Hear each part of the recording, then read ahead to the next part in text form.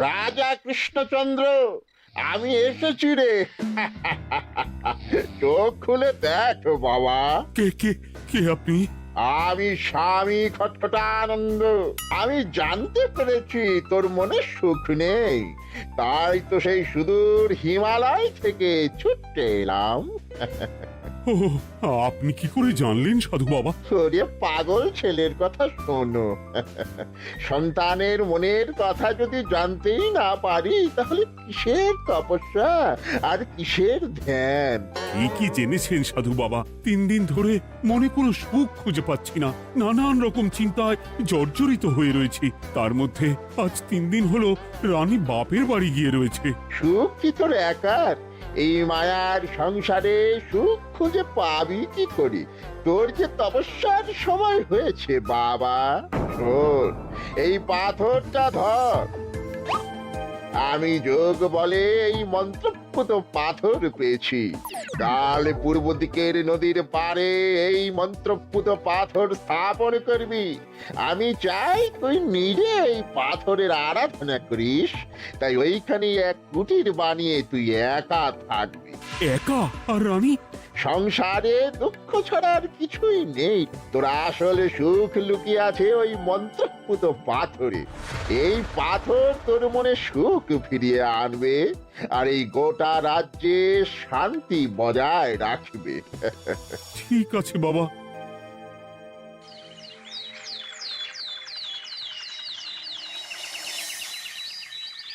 জয় বাবা খটখটানন্দের জয়। কি তার জ্যোতি, কি তার ব্যক্তিত্ব, আহ, কি তার কণ্ঠস্বর! এই মন্ত্রপুত পাথর আমার এবং এই রাজ্যের সকলে সুখ শান্তি ফিরিয়ে আনবে। আজ থেকে আমি সাধু বাবার পরামর্শ মতন এখানেই থাকবো। তোমাদের যার যা যা বক্তব্য আমাকে এখানে এসেই বলবে। কোনো চিন্তা করবেন না মহারাজ, আমি সব সামলে নেব। আপনি নিষ্ঠা সহকারে সাধু বাবার আদেশ পালন করুন। মহারাজ, যার নামেই খট তার কথাই ভরসা করা কি ঠিক হবে? একটা সামান্য পাথর কি করে সুখ ফিরিয়ে আনবে মহারাজ? বিষয়টা কি খটখটানন্দের মতন খটকার নয়?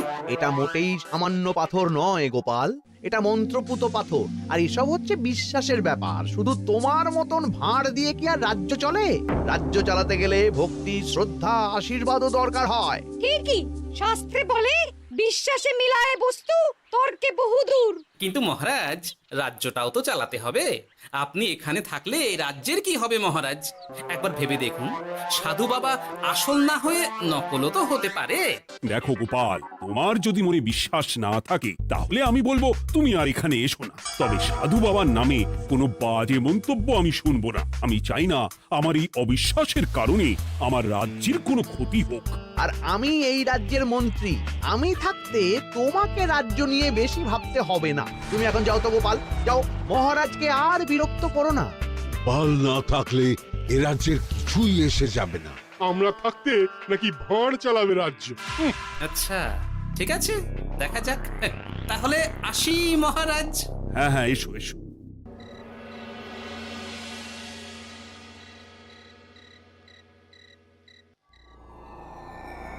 মহারাজ, রানী, তুমি ফিরে এসেছো? এ আমি কি শুনছি মহারাজ? আপনি নাকি প্রাসাদে ফিরবেন না ঠিক করেছেন? হ্যাঁ রানী, তুমি ঠিকই শুনেছ। আমি আর প্রাসাদে ফিরবো না। আমি এখানে থেকে ওই মন্ত্রপুত পাথরের আরাধনা করব। কে না কে এসে আপনাকে বলল আর আপনি প্রাসাদ ছেড়ে এই কুটিরে থাকবেন? আপনার শরীর খারাপ করবে মহারাজ, আপনি ফিরে চলুন। কে না কে নয় রানী, স্বামী খটখটানন্দ খুব বড় সাধু। উনি যোগ বলে আমার দুঃখের কথা জানতে পেরে সেই হিমালয় থেকে ছুটে এসেছেন আমাকে ওই পাথর দিতে। তুমি আমায় ফিরতে জোর করো না রানী। আর আপনার রাজ্য, আপনার প্রজারা, তাদের কি হবে মহারাজ? সে নিয়ে তুমি ভেবো না রানী। আমি এখানে বসেই মন্ত্রীকে দিয়ে সবটা সামলে নেব। তাহলে আমিও আপনার সাথে এখানে থাকবো। আপনাকে ছাড়া আমি প্রাসাদে ফিরবো না। তা হয় না রানী, সাধু বাবা আমাকে একা থাকতে বলেছেন। এসব ধ্যান যোগ আরাধনা একা করতে হয়। গোপাল সবটা জানে মহারাজ। আমার সামনেও নাম করবে না রানী। গোপালের কত বড় সাহস তুমি ভাবো একবার। ও বলে সাধু বাবা ভণ্ডও হতে পারে। আমার তখন ইচ্ছা করছিল ওর মাথার যে কটা চুল আছে সেটাও ছিঁড়ে নিতে। না না, আমি আর গোপালের মুখ দেখতে চাই না। আপনি উত্তেজিত হবেন না মহারাজ, আপনি বিশ্রাম করুন, আমি আবার কাল আসবো।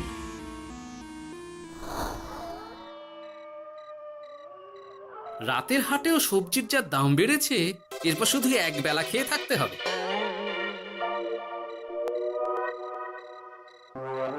হে ভোলা, বাড়ি না গিয়ে এখানে বসে আছো কেন? দুঃখের কথা কি আর বলবো তোমায় গোপাল দাদা। বলোই না, শুনে দেখি। সামনে বর্ষা আসছে, বাড়ির ছাদটাও মেরামত না করলেই নয়, কিন্তু আমার কাছে তো এখন এত টাকা নেই। তাই ওই গিন্নির সাথে পরামর্শ করে গেলাম মহারাজের কাছে সাহায্য চাইতে। থামলে কেন, পুরোটা বলো। কি আর বলবো গোপাল দাদা, মহারাজের উত্তর শুনে আমি তো অবাক। সবই তো বুঝলাম ভোলা, কিন্তু আমার যে কিছুই করার নেই। সাধু বাবা বলেছেন আজ থেকেই রাজ্যের সব সুখ দুঃখের দায়িত্ব ওই মন্ত্রপুত পাথরে। তুমি চিন্তা করো না, এক কাজ করো, তোমার সমস্যার কথা গিয়ে ওই মন্ত্রপুত পাথরের কাছে জানাও। আর তোমরাও আজ থেকে তোমাদের যা চাওয়া পাওয়া আছে সব গিয়ে ওই পাথরকে জানাবে। যা করার পাথরই করবেন। একবার যদি ওই সাধুকে হাতের কাছে পাই না, তাহলে ওই পাথর দিয়েই বেটার মাথা ফাটাবো। কিছু বললে গোপাল দাদা? না, কিছু বলিনি। যাও, তুমি বাড়ি যাও, চিন্তা করো না, দেখি কি করা যায়।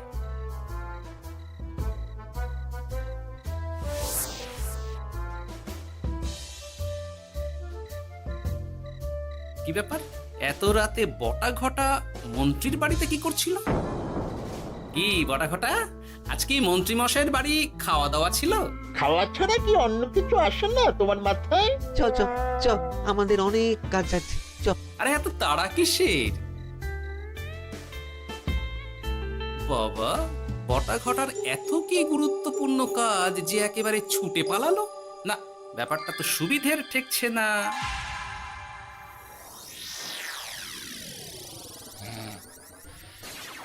রাজা কৃষ্ণচন্দ্র, ওঠো বাবা, আমি এসেছি। সাধু বাবা, আপনি এসেছেন? কেমন আছিস বাবা? ভালো আছি বাবা, তবে মনে এখনো পুরোপুরি সুখ খুঁজে পাইনি। সুখ কি তোর একা? কি করে সুখ পাবি বাবা?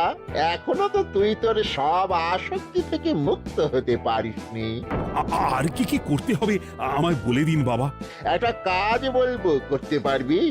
বলুন বাবা, আপনি যা বলবেন আমি তাই করব। এই রাজপাট তুই ছেড়ে দে, এসব থেকে নিজেকে মুক্ত করে তুই তোর সাধনায় মন দে, দেখবি তার ফল তুই পাবি। কিন্তু তাহলে রাজ্যের কি হবে? কে দেখবে সাধু বাবা? কেন, তোর মন্ত্রী? ওর থেকে ভালো লোক তুই আর পাবি না। ওই হচ্ছে তোর আসল শুভাকাঙ্ক্ষী, আমি যোগ বলে জানতে পেরেছি। আচ্ছা, তাই হবে। আর আর ওই গোপালটাকে যদি পারেন একটু সাহায্য করবেন বাবা। ওই তুচ্ছ গোপালকে নিয়ে তুই চিন্তিত হোস না, ওরে বুড়ি মন্ত্রী মশাই ফাটাবে। তুই যা, ঘুমো।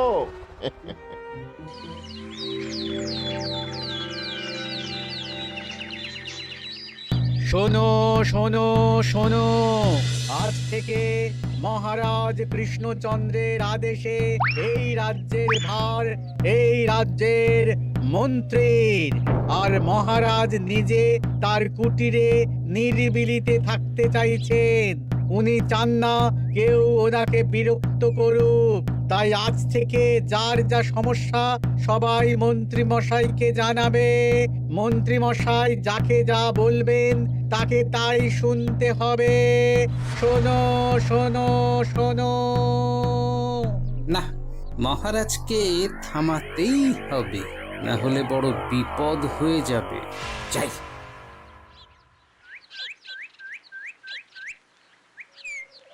মহারাজ, এই ভুল আপনি করবেন না। মন্ত্রীর হাতে রাজ্যের ভার দিলে রাজ্যের সর্বনাশ হবে মহারাজ। দেখো গোপাল, আমি যেটা করেছি সেটা ঠিক বুঝেই করেছি। আমার সিদ্ধান্ত আর বদলাবে না। আর এই বিষয় নিয়ে আমি তোমার সাথে কথাই বলতে চাই না। মহারাজ, গ্রামবাসীরা আপনার এই সিদ্ধান্ত খুশি মনে মেনে নেয়নি। সবার কথা একবার ভেবে তারপর সিদ্ধান্ত নিন মহারাজ। একজন বাইরের লোকের কথায় কোনো সিদ্ধান্ত নেবেন না দয়া করে। গোপাল, তুমি যদি সাধু বাবার সিদ্ধান্তে প্রশ্ন তোলার চেষ্টা করো তাহলে আমি বাধ্য হব মন্ত্রীকে বলে এই রাজ্য থেকে তোমায় বিতাড়িত করতে। একজন সেই হিমালয় থেকে আমাদের উপকার করতে এলো আর তুমি তার বিরুদ্ধেই কথা বলছো। ছি ছি গোপাল, ছি।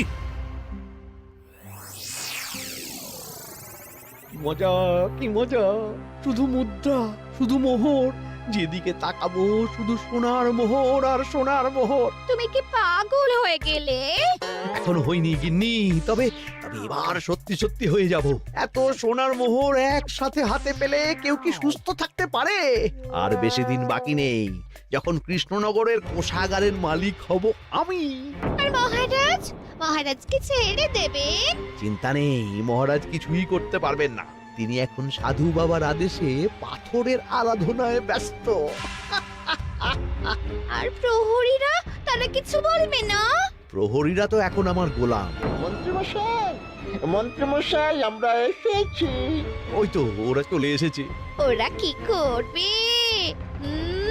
ওরাই তো কোষাগার লুট করতে আমায় সাহায্য করবে।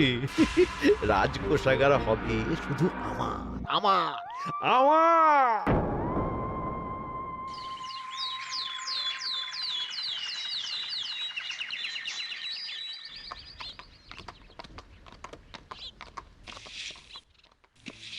গোপাল, রানীমা, আপনি আমায় ডেকে পাঠালেই তো পারতেন। রাজ্যটার যে কি হবে গোপাল? মহারাজের উদাসীনতায় মন্ত্রী তো সব লুটে পুটে একাকার করে ছাড়বে।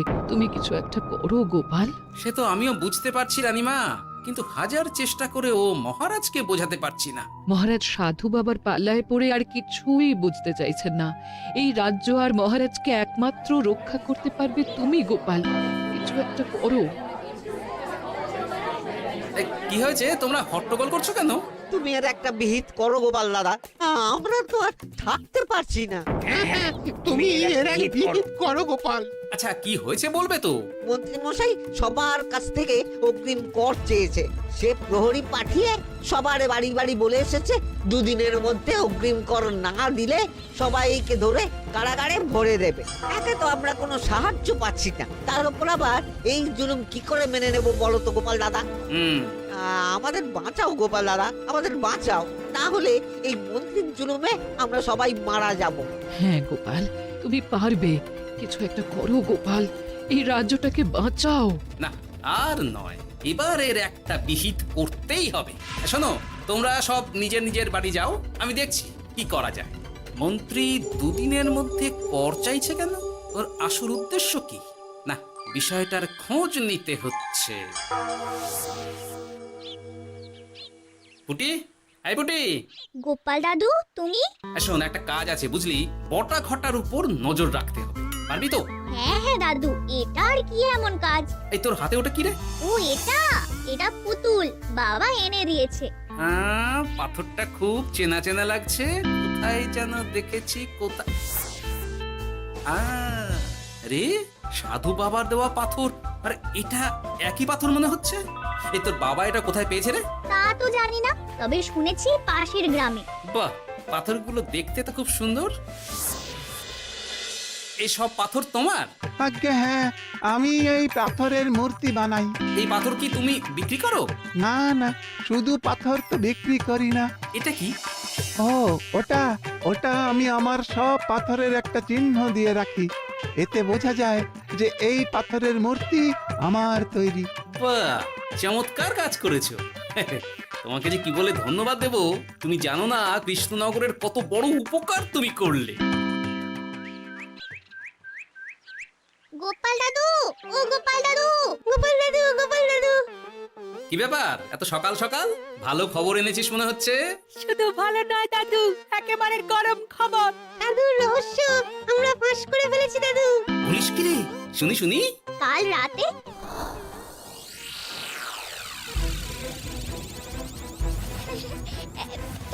এত সোনা, এত মোহর আমি একসাথে কোনোদিন দেখিনি।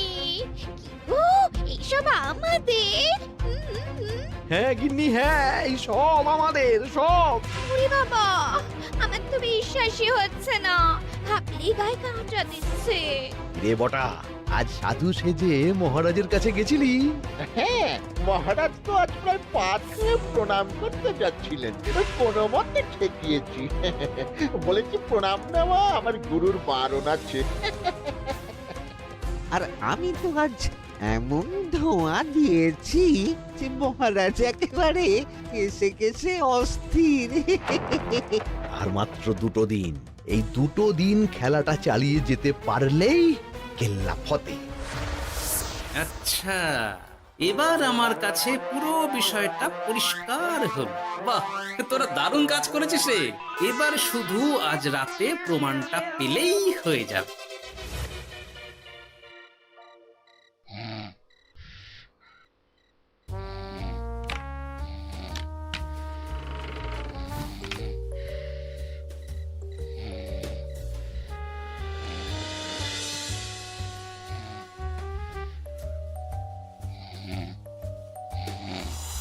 এই তো একে একে 2 মিলে যাচ্ছে। বাবা বাবা বাবা, এবার খেলা জমবে।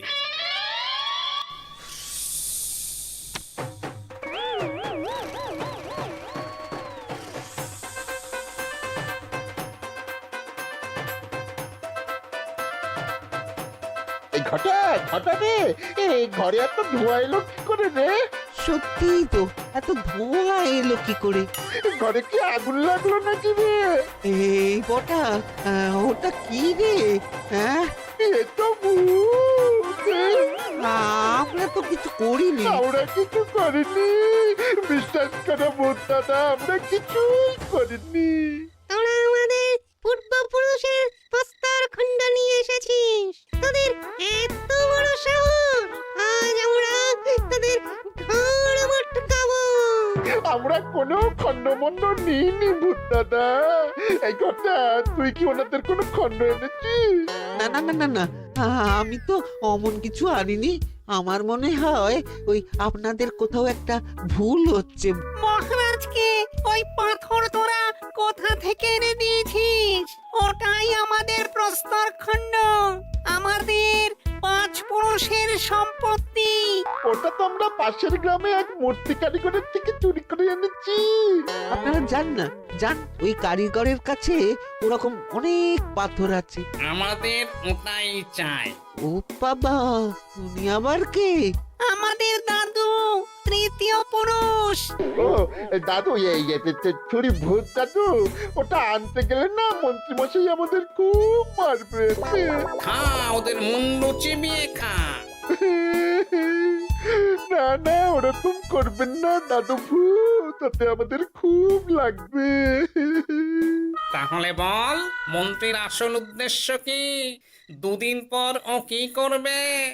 2 দিন পরে মন্ত্রী মশাই কোষাগার লুট করে রাজ্য থেকে পালাবেন। এবার আমাদের ছেড়ে দিন দাদু ভূত। তোদের ছাড়তে পারি একটাই শর্তে। বলুন বলুন।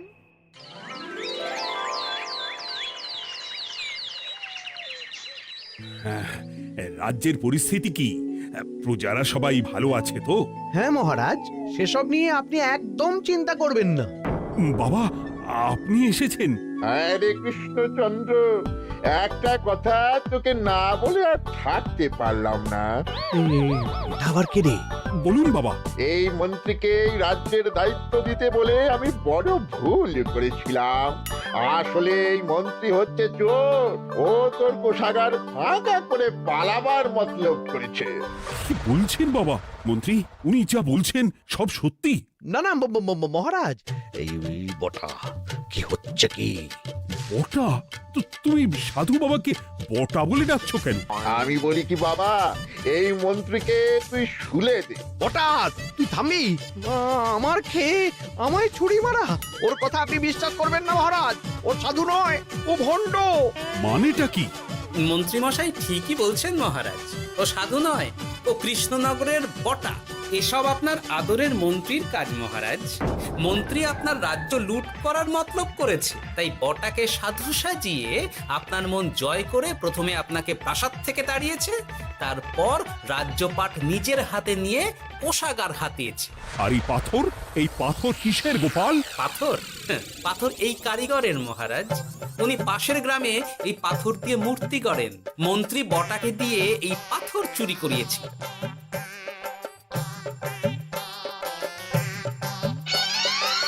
ওই পাথর আমার মহারাজ। আমি তোমায় ছাড়বো না মন্ত্রী, তোমায় আমি শুলে দেব। প্রহরী, প্রহরী! কেউ আসবে না মহারাজ। প্রহরীরা এখন আমার কথা ছাড়া আর কারুর কথা শুনবে না। আমি এখন আপনাদের সামনে দিয়ে আপনার কোষাগার নিয়ে চলে যাব, আর আপনারা শুধু দাঁড়িয়ে দাঁড়িয়ে দেখবেন। রে ন্যাপলা পুঁটি গুলটে, মন্ত্রীকে বেঁধে ফেল। এত সোজা নয় গোপাল, দেখবে? প্রহরী, প্রহরী! চেঁচান চেঁচান, আরো জোরে চেঁচান, কিন্তু ফল হবে না। আপনার প্রহরীরা সব গ্রামবাসীর হাতে বন্দী। আমায় ছেড়ে দিন মহারাজ, আমার ভুল হয়ে গেছে। এমন ভুল আমি আর করবো না মহারাজ, আমায় ছেড়ে দিন। ছেড়ে দেব? তোমার ব্যবস্থা আমি করছি। কিন্তু গোপাল, আমার মনের সুখের কি হবে? আমি কি আর সুখী হতে পারবো না? কেন পারবেন না মহারাজ? রাজার আসল সুখ তো তার প্রজার সুখে। একদম ঠিক কথা বলেছে গোপাল। প্রজার সুখেই রাজার সুখ। ঠিক গোপাল, ঠিক। তুমি না থাকলে যে আমার কি হতো? জয় গোপালের জয়! জয় গোপালের জয়।